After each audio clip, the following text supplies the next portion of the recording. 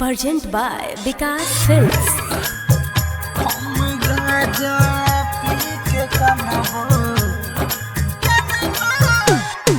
DJ Om Prakash, DJ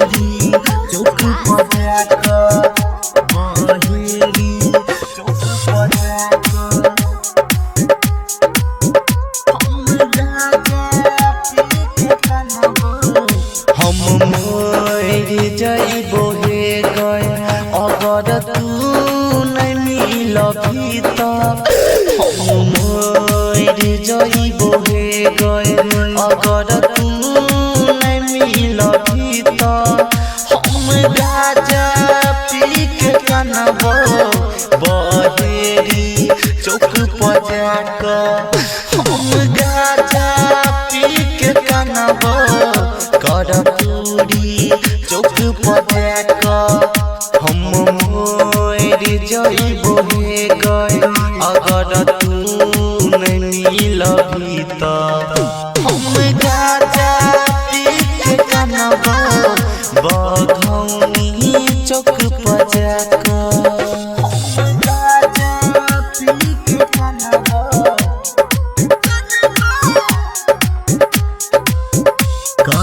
DJ Om Prakash,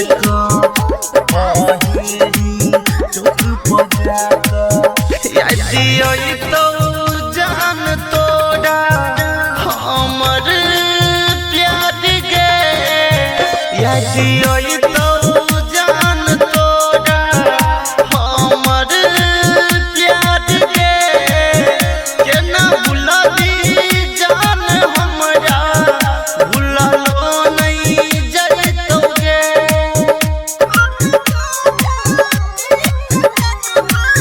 तोरा बिना जी न पेबो कह छियो कसम खा क। तोरा बिना जी न पेबो कह छियो कसम खा क। एक गाजा पी के कानबो शिवाजी चौक पर जाकर। हम गाजा पी के कानबो एक बंदा चौक पर जाकर। हम मर जइबो हे गए। अगर तू नहीं मिलबी त हम गाजा पी के कानबो बहेरी चौक पर जाकर। हम गाजा पी के कानबो करपूरी चौक पर जाकर।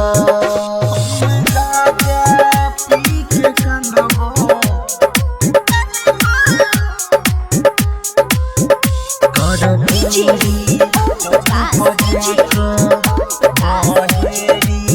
Om Prakash, हम दुआ करबोगे रब से जान हंसी खुशी रही है। हम दुआ करबोगे रब से जान हंसी खुशी रही है। राइटर राजा रतन संगे जिंदगी बिताई है।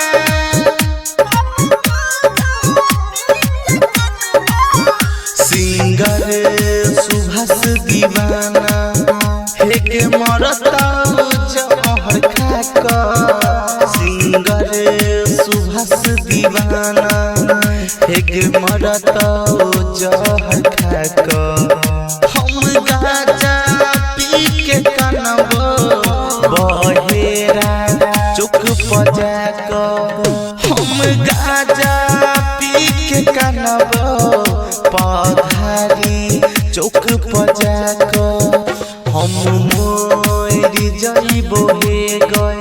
अगर तू नहीं मिलबी त हम गाजा पी के कानबो बहेरी चौक पर जाकर। हम गाजा पी के कानबो करपूरी चौक पर जाकर। present by Vikas Films.